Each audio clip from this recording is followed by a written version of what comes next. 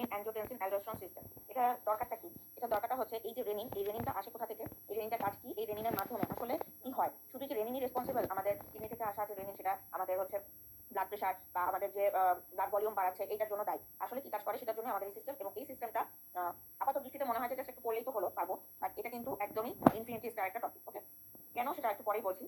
প্রথমত হচ্ছে renin angiotensin aldosterone system. প্রথম লিভার থেকে অ্যাঞ্জিওটেনসিনোজেন আসবে। অ্যাঞ্জিওটেনসিনোজেনে কয়টা অ্যামাইনো অ্যাসিড থাকে? এগুলো হচ্ছে 4টা অ্যামাইনো অ্যাসিড থাকে। এই যে ছোট ছোট ইনফরমেশন, এই ইনফরমেশনগুলো আমাদেরকে মানে বেসিকের পরে আমি কতটুকু ভালো মার্কস ক্যারি করতে পারবো, কতটুকু এনশিওর করতে পারবো যে আমি একটু হাইলি হচ্ছে মানে কনফিডেন্স পাবো যে হ্যাঁ আমার চান্স হবে, সেগুলো ডিপেন্ড করে। কারণ অনেক সময় দেখা যায় এই ধরনের ছোট ছোট ইনফরমেশন দিয়ে দেয়। তাহলে অ্যাঞ্জিওটেনসিনোজেনটা আসবে লিভার থেকে।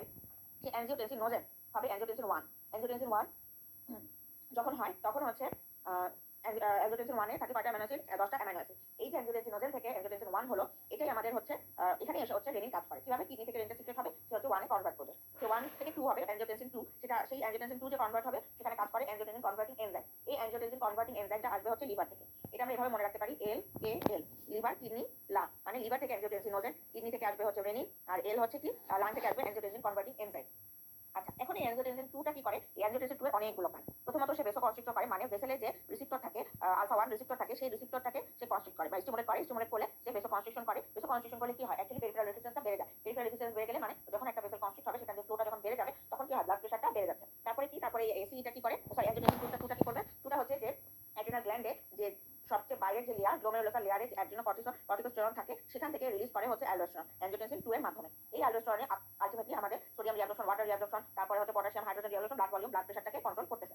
আচ্ছা, এখানে আবার বলা হয়েছে যে এই যে পটাশিয়াম সিক্রেট করতেছে, পটাশিয়াম সিক্রেট করে সে আবার কি করে? সে আবার হাইপোক্যালেমিয়া তৈরি করে। হাইড্রোজেন আয়ন সিক্রেশন বাড়াই দিয়ে সে কি করতেছে? হাইড্রোজেন আয়ন সিক্রেশনটা বাড়াই দিয়ে সিক্রেশন মানে বের হয়ে যাওয়া, মানে ব্লাডে তাহলে কি করতেছে? তাহলে ব্লাডে করতেছে মেটাবলিক অ্যালকালোসিস। আর অ্যাঞ্জিওটেনসিন 2 প্রক্সিমাল কনভলিউটেড টিউবুলে এই যে সোডিয়াম এন্ট্রি, মানে সোডিয়াম থেকে ব্লাডে রিঅ্যাবজর্পশন করে, ব্লাড প্রেশার, ব্লাড ভলিউম বাড়াচ্ছে। হাইপোথ্যালামাসে কি করতেছে?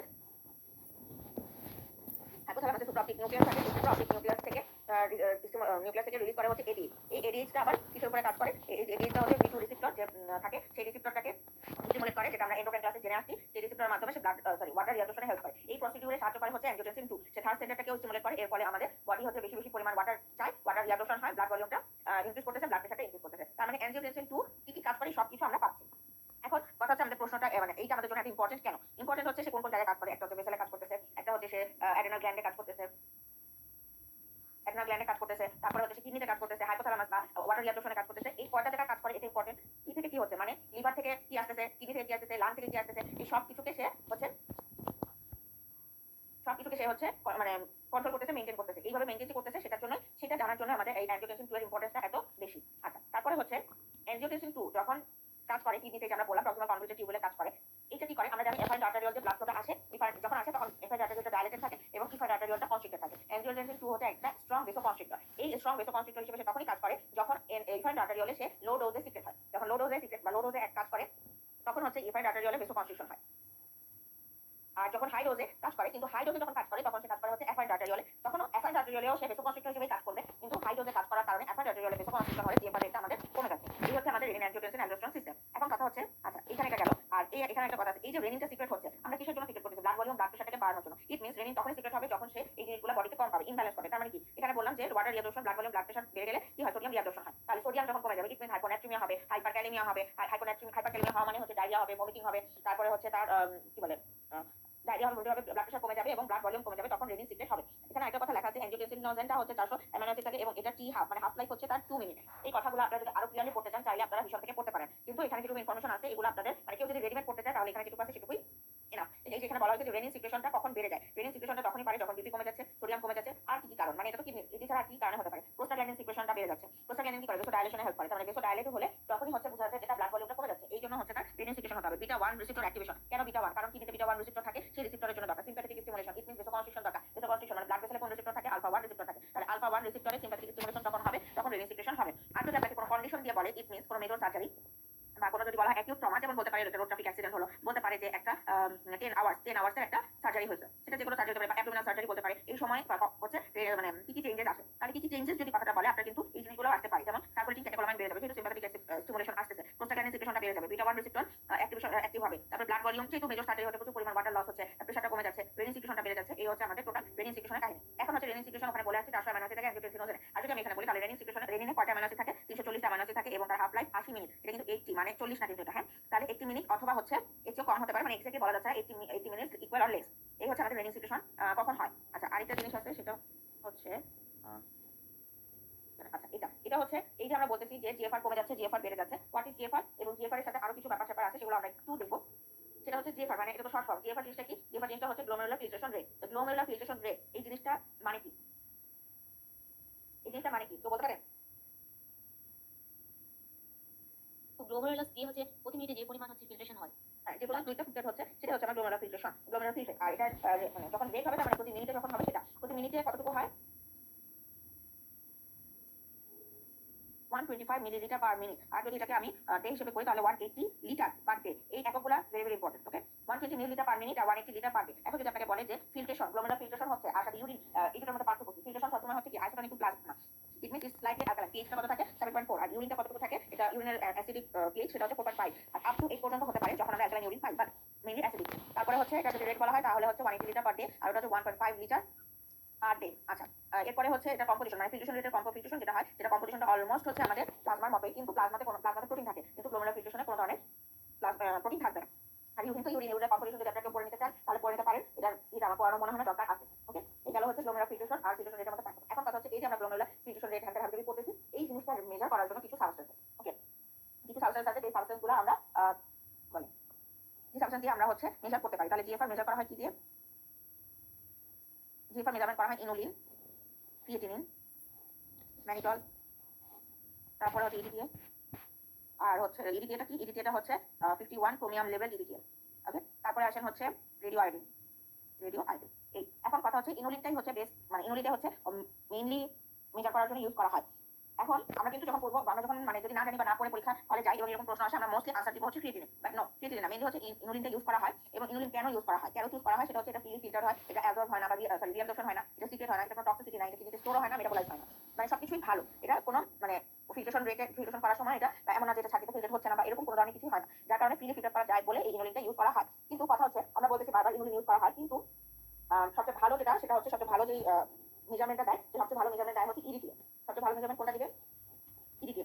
মানে সাবস্টেন্স হিসেবে সবচেয়ে বেশি ইউজ করা হয় হচ্ছে ইনুলিন। কিন্তু যদি আমি বলি যে এতগুলো সাবস্টেন্সের মধ্যে কোন জিনিসটা হচ্ছে ভালো দিবে, রেজাল্ট দিবে, কারণ আমার তো ক্রিয়েটিনিনের ভালো একটা রেজাল্ট দরকার, তাহলে এটা যদি বলি তাহলে হচ্ছে সেটা দিবে হচ্ছে ইডিটিএ। এটা হচ্ছে 51 ক্রোমিয়াম লেভেল ইডিটিএ। ওকে, কিন্তু এখন আমাদের দেশে বা এখনো সাধারণত ক্লিয়ারেন্স রেট বা জিএফআর মেজার করার জন্য ক্রিয়েটিনিনটা ইউজ করা হয়, বাট মোস্টলি ইউজ করা হয় বা সবচেয়ে বেশি ভালো আসবে হচ্ছে ভালো পাওয়া যায় হচ্ছে ইনুলিন। এই ইনুলিনটাই প্যাচ লাগা যেতে পারে, যেমন এখানে লেখা থাকতে পারে ইনসুলিন, কিন্তু কর্টিসল রিলিজ হওয়ার কারণে পরীক্ষা হলে আমরা ইনুলিনে দেখে আসতে পারি, এটা প্যাচ লাগা যেতে পারে। আচ্ছা, এবার হচ্ছে প্রশ্ন আর কি লাস্ট যেটা সেটা হচ্ছে আমাদের জিএফআর জিএফআর না renal function test. Renal function টেস্টের মধ্যে একটা যেটা বললাম রেনাল ক্লিয়ারেন্স বা জিএফআর মেজারমেন্ট করবো কি দিয়ে, কোনটা ভালো কোনটা সবচেয়ে ভালো অ্যাকুরেট রেজাল্ট দিবে সেটা আমরা বললাম। এখন যদি আমরা বলি যে গ্লোমেরুলার, এই যে আমরা বোমাস ক্যাপসুল করতেছি বা এই যে ফিল্ট্রেশন হচ্ছে, এই যে তার মানে কি বোমাস ক্যাপসুলের যে গ্লোমেরুলার ফিল্টার, এই গ্লোমেরুলাসের ফাংশন টেস্ট আছে, তার মানে এটা ঠিকমতো কাজ করে কিনা সেটাও কিন্তু মেজার করা হয়। সেটা কি দিয়ে? তাহলে হচ্ছে এটা কি করা হয়? Glomerular function test. একটা হচ্ছে জিএফআর দিয়ে, মানে আমি যে ফিল্ট্রেশন রেটটা কেমন আছে সেটা আমি দেখলাম। আরেকটা হচ্ছে সিরাম ক্রিয়েটিনিন কনসেন্ট্রেশনটা যদি আমরা মেজার করি, তার মানে কি যদি আমাদের গ্লোমেরুলাস ইমপ্যারমেন্ট থাকে তাহলে কি হবে? সেই সিরামে যে আমাদের ক্রিয়েটিনিনটা থাকে তাহলে ক্রিয়েটিনিনটা বেড়ে যাবে, তার মানে ঠিকমতো ফিল্ট্রেশন হচ্ছে না, ফিল্ট্রেশন না ফাংশনিং না। আচ্ছা, এখন এটা আসতে পারে যে এটা মানে মেজারমেন্টটা কত? 0.7 to 1.4 মিলিগ্রাম পার। ওকে, আচ্ছা, তারপরে কি? তারপরে আমরা ব্লাড ইউরিয়া চেক করতে পারি, এটা হচ্ছে এস্টিমেট করা ব্লাড ইউরিয়া কনসেন্ট্রেশনটা এস্টিমেট করতে পারি। তারপরে কি? Renal clearance. আরেকটা হচ্ছে ডিটেকশন অফ অ্যালবুমিন, মানে খুবই স্বাভাবিক যদি মানে ফিল্ট্রেশন থাকতে কোনো সমস্যা থাকে, ঠিকমতো কাজ না করে, অবশ্যই আমরা কি পাবো? তখন হচ্ছে আমরা ইউরিনে অ্যালবুমিন পাবো, ইট মিন্স প্রোটিন পাবো। প্রোটিন তো আমাদের ফিল্ট্রেশন যে থাকে সেটা দিয়ে হচ্ছে বের হবে না, তাই না? এরপরে হচ্ছে আমরা যে প্রক্সিমাল কনভলিউটেড থেকে কালেক্টিং ডাক্ট পর্যন্ত যে টিউবুলগুলো পড়ি, এই টিউবুল ফাংশনিং কিনা, কি আসতে পারে? Detection of glucose. টিউবুলে, এই জন্য কিন্তু অ্যালবুমিনের কথাটা কিন্তু ইয়েতে আসলো না, টিউবুলের টেস্টে আসলো। এটা কিন্তু একটা মেজর চেঞ্জ, এটা কিন্তু খেয়াল রাখবেন, যেহেতু টিউবুলার গ্লুকোজ। কারণ আমরা জানি কিছু কিছু টিউবুলে গ্লুকোজ একদম কমপ্লিটলি রিঅ্যাবজর্ব হয়। এখন যদি কমপ্লিটলি রিঅ্যাবজর্ব না হয় তখন কিন্তু টিউবুলার ফাংশনে কি হবে? আমরা সেটা পাবো যে ইউরিনে সেই গ্লুকোজটা আসতেছে, অ্যাসিড লোড। তারপরে কি আসবে? Water deprivation test. কেন ওয়াটার ডিপ্রাইভেশন টেস্টটা? মানে হচ্ছে যদি কোনো ধরনের টিউবুলার ইমপ্যারমেন্ট থাকে, যেমন ডিসটাল কনভলিউটেড টিউবুল বা কালেক্টিং টিউবুলে কি হতে পারে? ইমপ্যারমেন্ট থাকতে পারে, কারণ ওখানে কি হয়? এডিএইচ এর মাধ্যমে ওয়াটার রিঅ্যাবজর্পশন হচ্ছে। যদি না হয় তখন আমরা কি হবে? ওয়াটার রিঅ্যাবজর্পশন যখন হবে না, ওয়াটার পাবো না, তখন কি? তখন আমরা কনসেন্ট্রেটেড ইউরিনটাও পাবো না, মানে ইউরিনে আমরা তখন ওয়াটারের ভলিউমটা বেশি পাবো। তারপরে এখানে মাইক্রোগ্লোবিউলিন P2 বা আলফা 2 মাইক্রোগ্লোবিউলিন পাবো। কেন এই মাইক্রোগ্লোবিউলিন কেন পাবো? কারণ হচ্ছে এরা লো মলিকুলার ওয়েট। এই যে গ্লোবিউলিন তার মানে এটাও তো একটা প্লাজমা প্রোটিন, কিন্তু এটা আমরা কেন পাচ্ছি? লো মলিকুলার ওয়েট, এই জন্য পাচ্ছি। এই ধরনের প্রোটিনগুলো ইউজুয়ালি রিঅ্যাবজর্পশন হয়ে যায় টিউবুলার সেলে, এই জন্য হচ্ছে আমরা এগুলো ইউরিনে পাওয়ার কথা না। কিন্তু যদি আমার টিউবুলার ফাংশনিং না থাকে তখন আমরা হচ্ছে P2 বা আলফা 2 যে মাইক্রোগ্লোবিউলিনগুলো আছে সেগুলো পেতে পারি।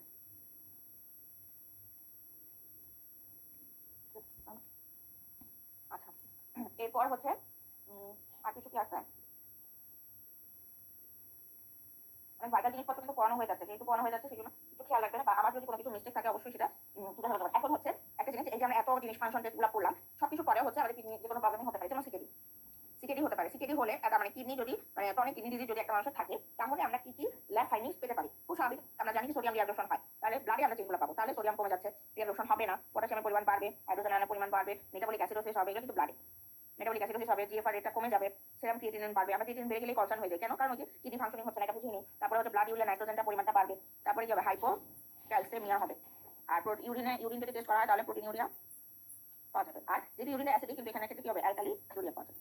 এই হচ্ছে ল্যাব ফাইন্ডিংস। আর সাইন সিমটমস যদি বলি, তাহলে সাইন সিমটমস কি আসবে? প্যালোর আসবে, ইয়েলো ডিসকালারেশন আসবে, এই ডিসকালারেশন একটু কমপ্লেক্সনটা ইয়েলো হবে, রেসপিরেটরি রেট বেড়ে যাবে, আমরা বলতেছি। তারপরে হচ্ছে ব্রাউন নেইল পিগমেন্টেশন হবে,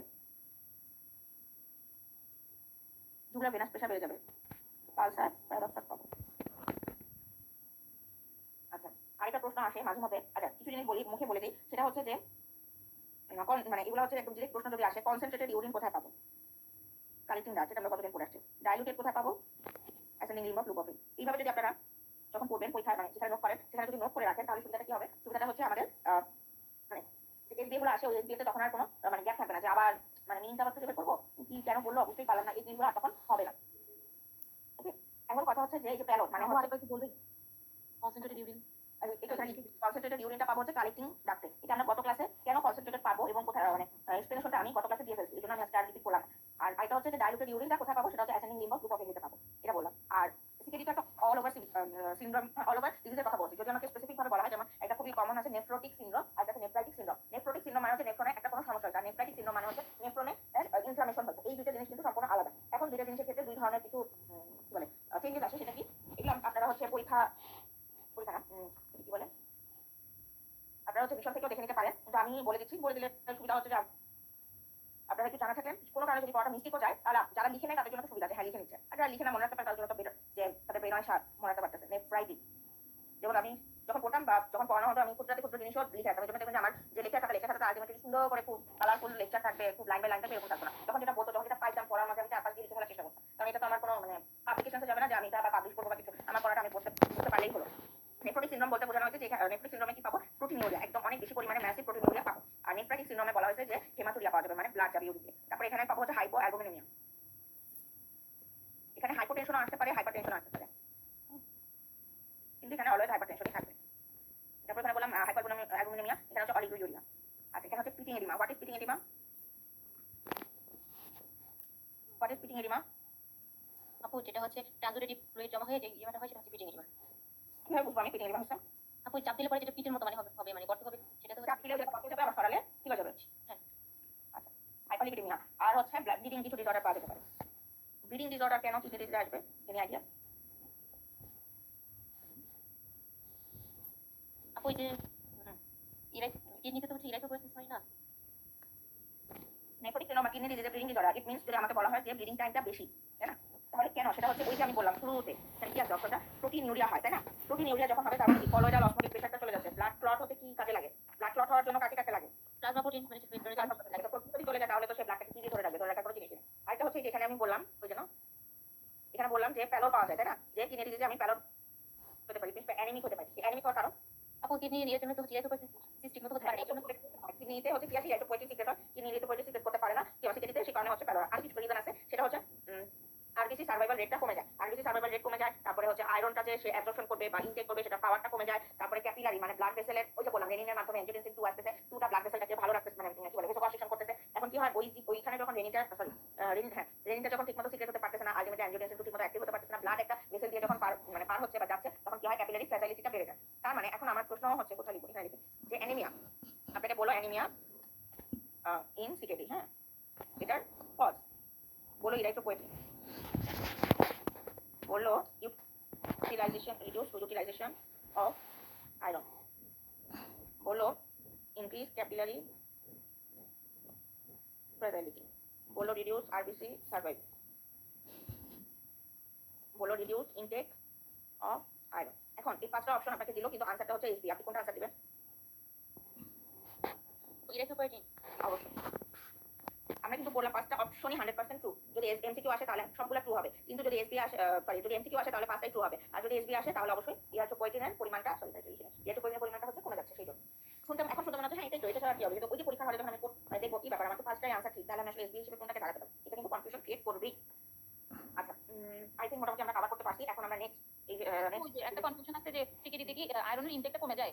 হ্যাঁ, আয়রন ইনটেক কমে যাচ্ছে, অ্যাবজর্পশন কমে যাচ্ছে এবং হচ্ছে ইউটিলাইজেশন কমে যাচ্ছে। আয়রনের বলে এগুলো অবশ্য আপনার ইয়েতে পড়ানো হবে, বায়োকেমিস্ট্রি বা আয়রনের যেগুলো ওখানে তো পড়ানো হবে, বায়োকেমিস্ট্রি পড়ানো হবে। আচ্ছা, মানে এটা নিয়ে কি কোনো কনফিউশন? না কনফিউশন না, মানে এটা কেলা ছিল আর কি, সিকিডিতে আয়রনের ইনটেকটা কম হবে কেন, ওই জন্য একটা কোশ্চেন আসছিল আর কি মাথায় গেল।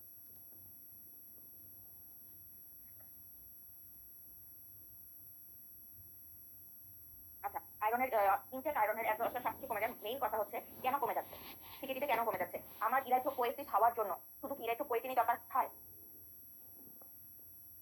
শুধু ইলেকট্রোপয়েটিন দরকার হয় না। আয়রন একটা মানে মেজর হচ্ছে এলিমেন্ট হিসেবে কাজ করে না। আমরা যারা নিউট্রিশন ব্লাড ফিজিওলজি যারা পড়ে আসছি তারা কিন্তু জানি যে, বা যদি আমরা যারা পড়ে আসিনি তারাও জেনে রাখি যে ইলেকট্রোপোয়েসিস বা দ্যাট মিন্স আরবিসি হওয়ার জন্য এবং আরবিসি বেঁচে থাকার জন্য আরবিসির ভিতরে হিমোগ্লোবিনটার জন্য আমাদের আয়রনের দরকার। এখন আয়রন যে অ্যাবজর্পশন হচ্ছে, আয়রন অ্যাবজর্পশন হচ্ছে কিডনিতে। আয়রন যে আমার ব্লাডে ট্রান্সফেরিনের মাধ্যমে, লিপিড ট্রান্সফেরিন একটা ক্যারিয়ার প্রোটিন, এই ক্যারিয়ার প্রোটিনের মাধ্যমে যে ব্লাড থেকে অ্যাবজর্পশন সাইটে যাচ্ছে, এটাও কিন্তু আসতেছে কিডনি থেকে। এই যে সবকিছু আসতেছে, যদি আমার কিডনি প্রবলেম থাকে তখন কি হয়, এগুলো ট্রান্সপোর্ট হতে পারে না, মানে ট্রান্সপোর্ট সিস্টেমের সমস্যা। তারপরে আবার কি, আবার ইলেকট্রোপয়েটিনও কমে যাচ্ছে। ইলেকট্রোপয়েটিন কমে গেলে কি ইলেকট্রোপোয়েসিস কমে যাচ্ছে। ইলেকট্রোপোয়েসিস যখন কমে যাচ্ছে তখন ইলেকট্রোপোয়েসিস হওয়ার জন্য যে ধরনের এলিমেন্টগুলো দরকার সেটার ইনটেকও কমে যাচ্ছে। সেই ইনটেক কমে যাওয়ার কারণেই কিন্তু আমাদের এখানে এটা বলা হয়েছে যে ইনটেক কমে যাচ্ছে, ইউটিলাইজেশন কমে যাচ্ছে। এটা মানে এটা না যে আয়রন মানে কিডনি ডিরেক্টলি আয়রনটাকেই হচ্ছে ইউজ করে, এটা কিন্তু না। এটা হচ্ছে একদমই রিলেটেড, ইলেকট্রোপোয়েসিস থেকে এটা রিলেটেড। ওকে, আচ্ছা আমরা নেক্সট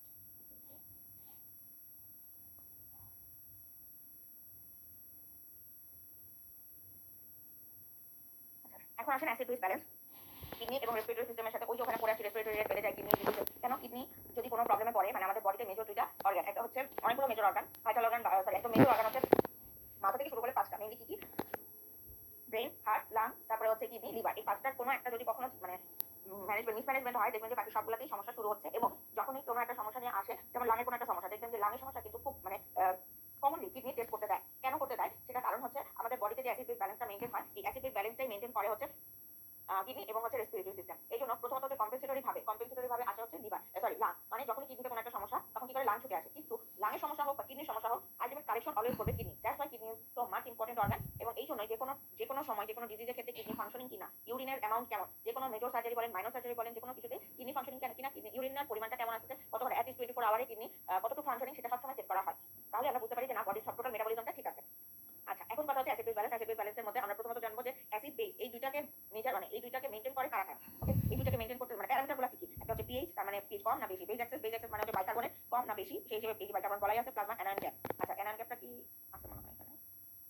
আচ্ছা, অ্যানায়ন গ্যাপ কি সেটা আমরা পরে দেখতেছি। এরপর আসেন যে অ্যাসিড বেস ব্যালেন্সের রেগুলেশন। একটা হচ্ছে বডি বাফার, একটা হচ্ছে রেসপিরেটরি সিস্টেম। বডি বাফার বলতে বোঝানো হচ্ছে হাইড্রোজেন আয়নটা কিভাবে মেইনটেইন হচ্ছে। আর একটা প্রোটিন, এটা এখন নতুন ভাবে ইউজ করা হচ্ছে যে প্রোটিন, তার মানে এটা ফোর্থ হিসেবে কাউন্ট হবে রেসপিরেটরি সিস্টেম এবং রেনা। মোস্ট পাওয়ারফুল যদি বলা হয় তাহলে কোনটা আসবে? তাহলে রেনা লাগবে। It can be SPF. Okay, যেখানে যেখানে বলে দিব সেখানে কিন্তু খেয়াল রাখতে হবে যে এটা এসপিএফ হতে পারে। তারপর ইফেক্টিভ বডি বাফার কোনটা? বাইকার্বনেট। সবসময় আমরা হাইড্রোজেন আয়ন দিয়ে কিন্তু জাজ করি, কিন্তু হাইড্রোজেন আয়নের বাইরেও কিন্তু আছে, যেটা হচ্ছে বডি বাফার, সরি পাওয়ারফুল বা ইফেক্টিভ বডি বাফার কোনটা? বাইকার্বনেট। এখন কথা হচ্ছে আমাদের যে প্যারামিটারগুলো কিভাবে মেইনটেইন হয় বা পিএইচটা আসলে কিভাবে মেইনটেইন হয়। একটা হচ্ছে অ্যালগরিদম, যেটা হচ্ছে এই যে H+ আয়নের অ্যালগরিদম দিয়ে মেইনটেইন করা হয়। ইট মিন্স হাইড্রোজেন আয়ন যদি বাড়ে পিএইচটা কমবে, আর যদি হাইড্রোজেন আয়নটা কমে তাহলে পিএইচটা বাড়বে। আরেকটা পিএইচ এর ইকুয়েশন আছে, সেটা হচ্ছে বাইকার্বনেট আয়ন করে আর হচ্ছে partial pressure of carbon dioxide. এখন এটার মধ্যে ব্যাপার হচ্ছে যেহেতু একটা কিডনি একটা রেসপিরেটরি সিস্টেম দিয়ে, আরেকটা হচ্ছে কিডনি দিয়ে। এখন কিডনিতে যখন কোনো সমস্যা হবে, ইট মিন্স ধরলাম আমি বাইকার্বনেট আয়নটা কমে গেল, তাহলে আমরা এখান থেকে বলতে পারতেছি পিএইচটাও কমে যাবে। কিন্তু বাইকার্বনেট আয়ন যে কমে গেল, সেটাকে মেইনটেইন করার জন্য বা পিএইচটাকে ব্যালেন্স করার জন্য partial pressure of carbon die অক্সাইডটা কমবে না বাড়বে, সেটা তখনই ডিপেন্ড করবে যদি আমরা এমন চিন্তা করি যে কিডনির কোনো সমস্যা করছে, রেসপিরেটরি সিস্টেম ছুটে যদি আসে, তাহলে partial pressure of carbon die অক্সাইডটাও কমবে। আর যদি আমি চিন্তা করি কিডনিকে সাপোর্ট দিতে আসতেছে না, তখন কিন্তু partial pressure of carbon die অক্সাইডটা বাড়তে থাকবে। তার মানে এইটা কিন্তু সবসময় ইকুয়েশন মেলেই হবে তা না, এটা ডিপেন্ড করবে অর্গানের উপর। এই জন্য আমরা আরো ডিটেইলে পড়তেছি। এখন হচ্ছে অ্যাসিড এবং অ্যালকালাইন কি আছে, এগুলো আমরা জানি যে অ্যাসিডিকের মধ্যে হাইড্রোজেন আয়ন আছে, কার্বন ডাই অক্সাইড আছে, তারপরে হচ্ছে হাইড্রোক্সিল আয়ন আছে। কিন্তু কোনটা অ্যাসিডের ক্ষেত্রে bicarbonate ion partial pressure of carbon dioxide বেশি থাকবে, হাইড্রোক্সিল আয়ন আর বাইকার্বনেট আয়নের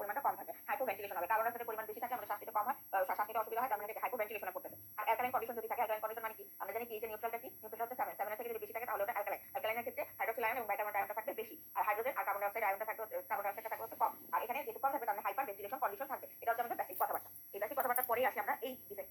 ইভেন্টগুলো কি, ডিফেক্টগুলো কি কি হয়? ইভেন্ট হচ্ছে যদি আমাকে বলা হয় এটা হচ্ছে এই টপিকটাকে আমি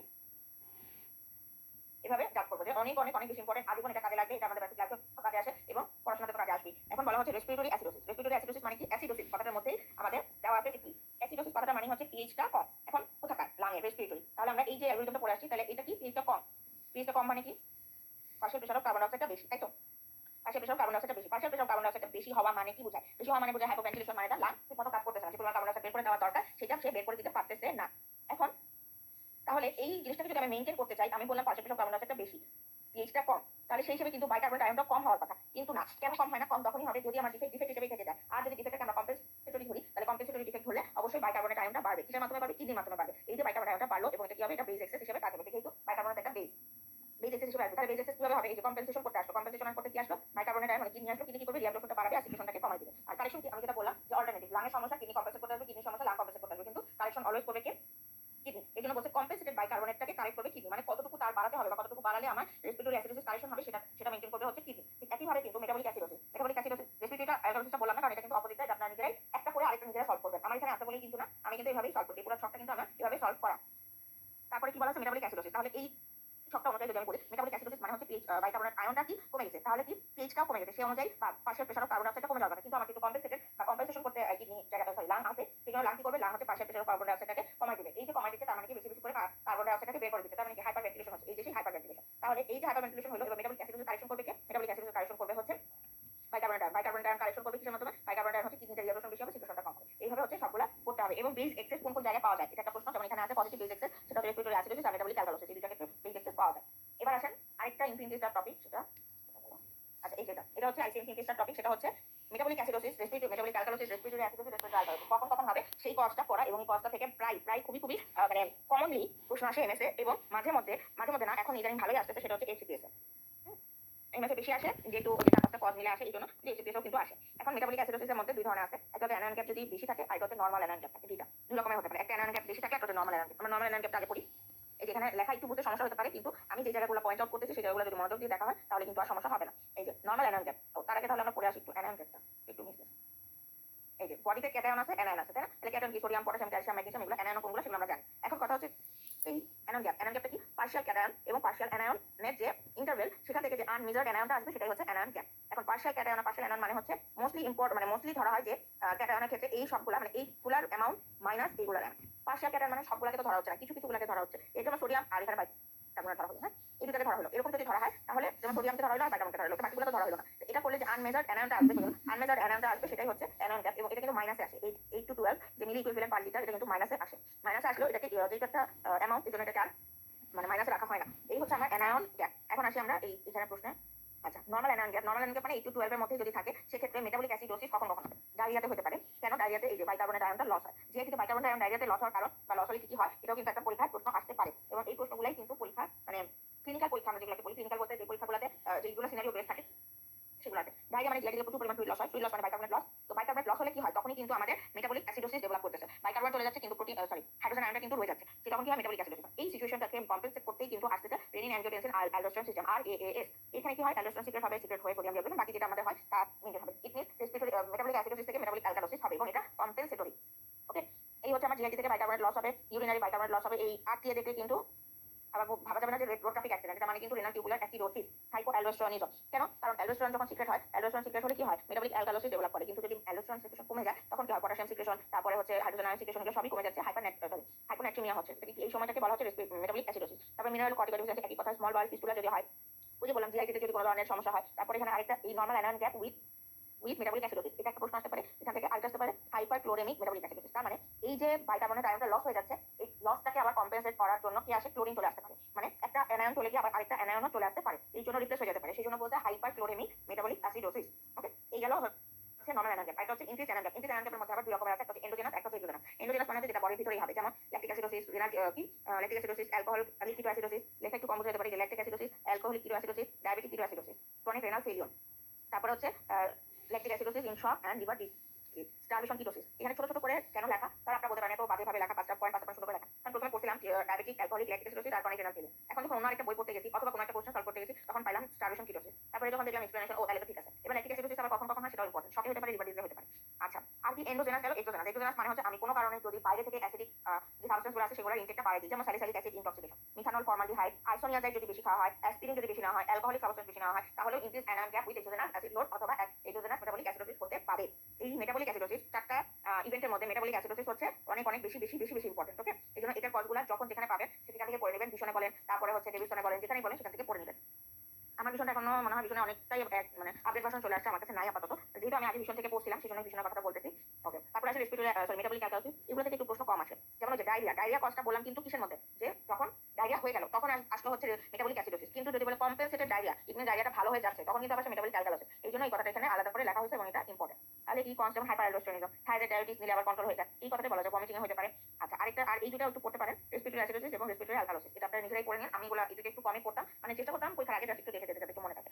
মেইনলি হচ্ছে রেসপিরেটরি অ্যাসিডোসিস, যেমন অ্যানেস্থেসিয়া দিলে কি হয়, হাইপোভেন্টিলেশন হয়। অ্যানেস্থেসিয়া দিলে হাইপোভেন্টিলেশন হলে কি হচ্ছে, পাশের পেশাব কার্বন ডাইঅক্সাইডটা বেড়ে যাচ্ছে, তখন কি হচ্ছে রেসপিরেটরি অ্যাসিডোসিস ডেভেলপ করতেছে। তারপরে হচ্ছে এই যে পোলিওমাইলাইটিস, তারপরে ফুটপাথ সিনড্রোম, তারপরে গুলিয়ান-বার্গ সিনড্রোম। এই জিনিসগুলোতে কি হয়, অ্যাকচুয়ালি গুলিয়ান-বার্গ সিনড্রোম কিন্তু পায়ে থেকে উপরে আস্তে আস্তে আসে। তার মানে হচ্ছে আস্তে আস্তে প্রথমে ডায়রিয়া হয়। গুলিয়ান-বার্গ সিনড্রোমে প্রথমত হচ্ছে ডায়রিয়া হবে, ডায়রিয়া হওয়ার পর আস্তে আস্তে কি হয়, প্যারালাইজ মানে পাগলা অবস্থায় আসে। এরপরে তার শ্বাসকষ্ট শুরু হয়। তার এই শ্বাসকষ্ট কেন শুরু হয়, কারণ হচ্ছে নার্ভের যে আমাদের যে নিউরোট্রান্সমিটার ট্রান্সমিশন হয় সেটা হ্যাম্পার হয়। কিভাবে হ্যাম্পার হয়, আমরা জানি যে আমাদের যে র্যাম্পিয়ারের পর্ব, র্যাম্পিয়ার, নোড অফ র্যাম্পিয়ার গুলো থাকে, সেই নোড অফ র্যাম্পিয়ারের মাধ্যমে কিন্তু সিগন্যালগুলো পাস হচ্ছে এবং এখানে ডিমাইলিনেটেড থাকে। এই মাইলিনেশনটা যখন ডিমাইলিনেটেড হয়ে যায় তখন হচ্ছে ইম্পালস কন্ডাকশন হয় না, মানে স্লো কন্ডাকশন হয় এবং আস্তে আস্তে ডিমাইলিনেটেড হয়ে গেলে টোটালি নার্ভ কন্ডাকশনটা ড্যামেজ হয়ে যায়। এটা হচ্ছে গুলিয়ান-বার্গ সিনড্রোম। আর পোলিওমাইলাইটিসে কি হয়, পোলিওমাইলাইটিসে আমাদের যে রেসপিরেটরি মেমব্রেন আছে, রেসপিরেটরি মেমব্রেন ওয়াটার থাকে, ওয়াটারের সাথে এপিথেলিয়াল সেল, এই যে একটা কম্বিনেশন, এটা আমরা রেসপিরেটরি সিস্টেম যখন পড়বো তখন জানবো। ওই রেসপিরেটরি বেসমেন্ট মেমব্রেনে অবস্ট্রাকশন হয়। অবস্ট্রাকশন হলে তখন আমাদের মানে শ্বাস নিতে কষ্ট হয় এবং পাশের পেশাব কার্বন ডাইঅক্সাইডটা বেড়ে যায়, মানে কার্বন ডাইঅক্সাইডের পরিমাণটা বেড়ে যায়। ওকে, এই আর অবস্ট্রাকশনটা আছে, অ্যাজমা, সিওপিডি, এই জিনিসগুলো একটু দেখে নেবেন। ওকে, এখানে আরেকটা কথা এটা হচ্ছে প্যারাডক্সিক অ্যাসিডিউরিয়া। প্যারাডক্সিক অ্যাসিডিউরিয়া মানে হচ্ছে অ্যাসিডিক ইউরিন, মানে মেটাবলিক অ্যালকালিসিস থাকা অবস্থায়ও যদি হাইপোক্যালিমিয়া থাকা অবস্থায়ও যদি অ্যাসিডিক ইউরিনটা হচ্ছে এক্সক্রিট হয়। এবার আসেন একটু মোস্ট ইম্পর্টেন্ট বলবো না, মোটামুটি ইম্পর্টেন্ট এবং এটা কিছুটা বোঝার ব্যাপার। আচ্ছা, বডি ফ্লুইড হচ্ছে বডি ফ্লুইড ওয়েট হচ্ছে 60%। এর মধ্যে এক্সট্রাসেলুলার ফ্লুইড আছে, ইন্টারসেলুলার ফ্লুইড আছে। এটা আপনারা খুব ভালো করে ভীষণ থেকে বা এবিসি বায়োকেমিস্ট্রি থেকেও ভালো করে পড়তে পারেন। এবিসি বায়োকেমিস্ট্রি থেকে খুব সুন্দরভাবে এটা আছে, ওখান থেকেও পড়তে পারেন। এক্সট্রাসেলুলার ফ্লুইডে ফ্লুইড থাকে 1/3 আর ইন্টারসেলুলার ফ্লুইড থাকে হচ্ছে টোটাল বডি ওয়েটে 2/3। এক্সট্রাসেলুলার ফ্লুইডের মধ্যে থাকে হচ্ছে প্লাজমা আর ইন্টারস্টিশিয়াল ফ্লুইড। প্লাজমা 1/4% আর ইন্টারস্টিশিয়াল ফ্লুইড হবে হচ্ছে 3/4%। এর মধ্যে আছে ট্রান্সসেলুলার ফ্লুইড আর লিম্ফ। এগুলো হচ্ছে নরমাল কথাবার্তা। এটাও কিন্তু আমার যত মনে পড়ে 18 বা 19 এর এফসিপিএসও কিন্তু এখান থেকে প্রশ্ন আসে, মানে মনে হতে পারে অনেক সিরিয়াসলি প্রশ্ন আসে, ওই যে টোটাল বডি ওয়েটে কতটুকু, টোটাল বডি ওয়েটে কতটুকু, আপনি যখন বারবার করে ক্লাস টেস্টে আমি ঘোরা কাছে দিবেন আপনি তো মানে খেয়ে হারাই ফেলবেন। এই জন্য কিন্তু এটা দেওয়া হয়েছিল। ওকে, এরপরে আসেন এখানে এই পার্থক্যটা সবসময় জন্য ইম্পর্টেন্ট। ওকে, এটা সবসময় জন্য ইম্পর্টেন্ট। এক্সট্রাসেলুলার ফ্লুইড এবং ইন্টারসেলুলার ফ্লুইডের মধ্যে পার্থক্য এটা নিয়ে বলার কিছু নাই, বাট এখানে এই যে কটা পয়েন্ট দেওয়া আছে এই কটা পয়েন্ট হচ্ছে ইম্পর্টেন্ট। প্রোটিনের পরিমাণটা কোথায় কম, কোথায় বেশি, কোথায় গ্লুকোজ কম বেশি থাকে এবং বাইকার্বন কোথায় থাকে, অক্সিজেনের পরিমাণ কোথায় বেশি কোথায় কম, এটা করতে হবে। অ্যামাউন্ট ইম্পর্টেন্ট না, যদি অ্যামাউন্ট মনে রাখতে পারে দ্যাটস ভেরি গুড এনাফ, কিন্তু যদি মনে না থাকে অ্যাটলিস্ট বেশি কমটা মনে রাখাটা দরকার। এটা হচ্ছে এখানে পিএইচটা কত, মানে পিএইচ কোথায় কেমন, এটাও কিন্তু ইম্পর্টেন্ট।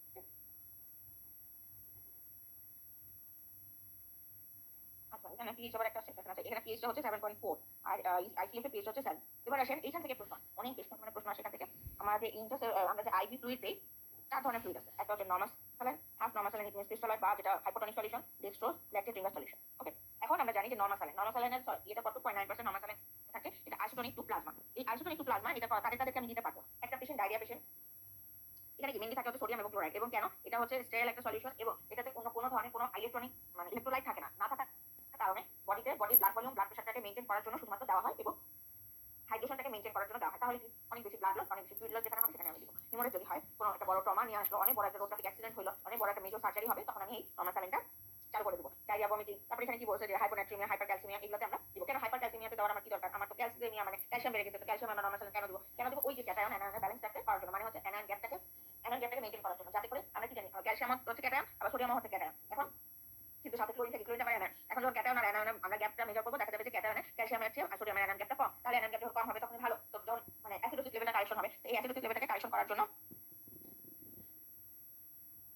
আমরা নর্মাল স্যালাইন দিব। ওকে, এখন দেখেন হাফ নর্মাল স্যালাইন মানে কি হাইপোটনিক। এখন নর্মাল স্যালাইনের পার্সেন্টেজ হচ্ছে 0.9%, তাহলে হাফ নর্মাল স্যালাইন হচ্ছে 0.45%।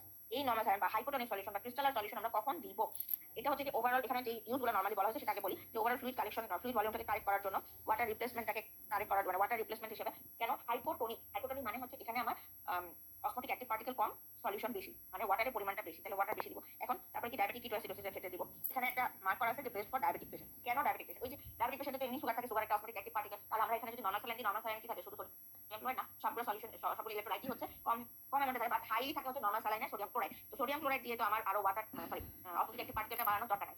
আমার এখানে দরকার কি? আমার এখানে দরকার হচ্ছে এটাকে কি বলে? ওয়াটার। এই জন্য আমরা ওয়াটার দেবো। এরকম এভাবেই হচ্ছে পরীক্ষার প্রশ্নে নরমাল স্যালাইন, ডেক্সট্রোজ, তারপরে হচ্ছে হাফ নরমাল স্যালাইন আর কি ল্যাকটেট ফিঙ্গার সবই থাকতে পারে। তাহলে আমরা যদি আচ্ছা হাফ নরমাল স্যালাইন কোনটা আছে?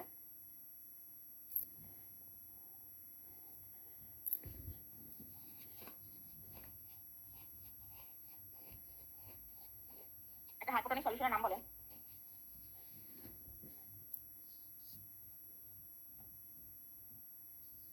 DNS dextrose normal saline. এখন দেখেন তো ডেক্সট্রোজ নরমাল স্যালাইন। না পড়লে হাইপার হবে, কারণ ডেক্সট্রোজ আছে তো। এটা একটু চিনি তাই না?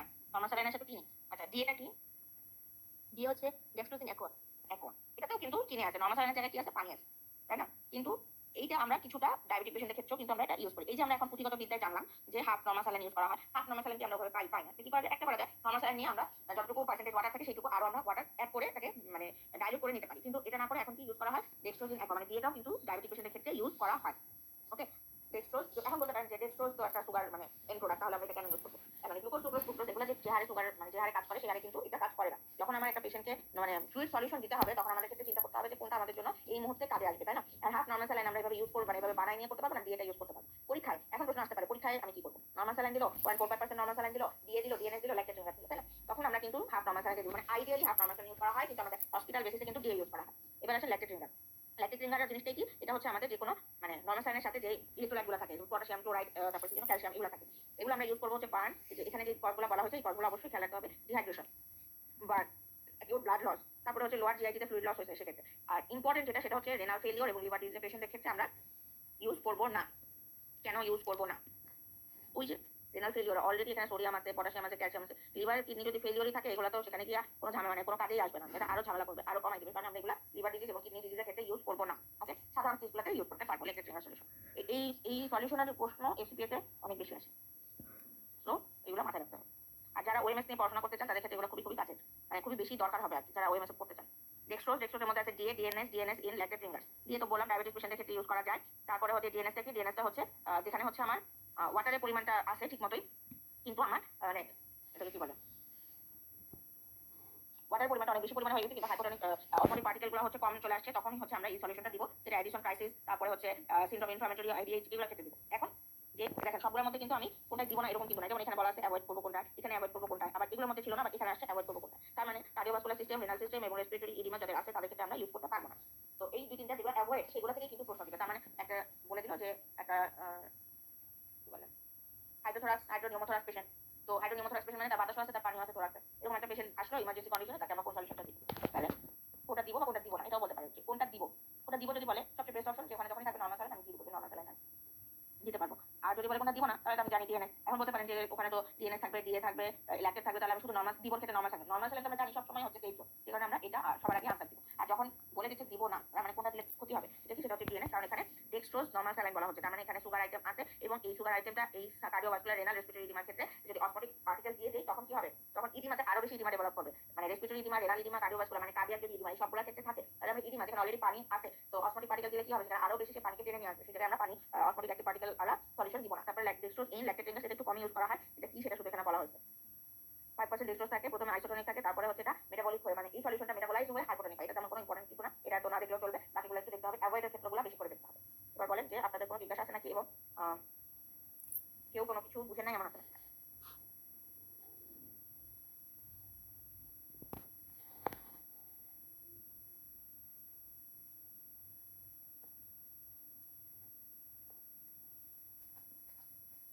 আচ্ছা, কারো যদি কোনো কিছু জানা না থাকে তাহলে আমি ক্লাস শেষ করছি। আর ক্লাস শেষ করার আগে বলবো কিডনি সিস্টেম আর রেনাল সিস্টেমে যেই চ্যাপ্টার যেই জায়গায় আমি ইনফিনিটি স্টার, 3 স্টার অনেক ইম্পর্টেন্ট বা ছোট করে আমি বলে দিলাম যে এইভাবে কোশ্চেনটা আসে, সেই জায়গাগুলো আপনারা একটু ভালো করে দেখবেন।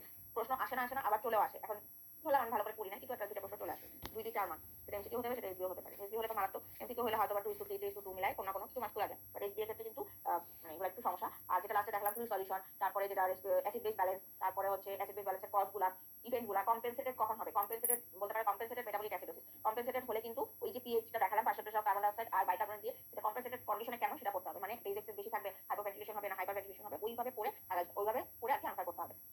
আবার যদি কম্পেনসেটেড না বলে শুধু বলে মেটাবলিক অ্যাসিডোসিসের কি পাওয়া যায়, তখন কিন্তু এগুলো আনসার দিতে হবে। সেক্ষেত্রে অপশনে দিতে পারে, মানে এসবি এর ফার্স্ট স্টেমের অপশন দিতে পারে কম্পেনসেটেড বাইকার্বনেট বেশি থাকে, তখন কিন্তু এটা রাইট। কেন? আর মেটাবলিক অ্যাসিডোসিস মানে যে কোনো জিনিস এগুলো তো মিলি সেকেন্ডেই কম্পেনসেশনে চলে যায়, আমাদের বডিতে কি কোনো ধরনের কোনো হ্যাম্পার হয় না, কিন্তু আমরা সেটা টের পাই না, বা একটু আজকে একটু খারাপ লাগছে, আজকে হয়তো একটু স্বাস্থ্য কষ্ট হচ্ছে, বা দেখা যাচ্ছে সকালে উঠে আমাদের ঠিক হয়ে যাচ্ছে, পানি টানি খাচ্ছি, সবকিছু ঠিক হচ্ছে, নিউট্রিশন ঠিক হচ্ছে, দেখা যাচ্ছে সব ঠিক হয়ে যাচ্ছে। এটা কেন? কারণ হচ্ছে আমাদের ওই যে কিডনি আর লাংসটা বন্ধু বন্ধু হিসেবে কাজ করে এটা ম্যানেজ করে থাকে।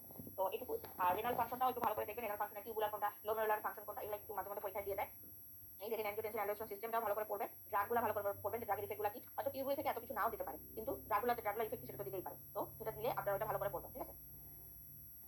আচ্ছা, ঠিক আছে, সবাই ভালো থাকেন, ভালো করে পড়াশোনা করেন। আসসালামু আলাইকুম।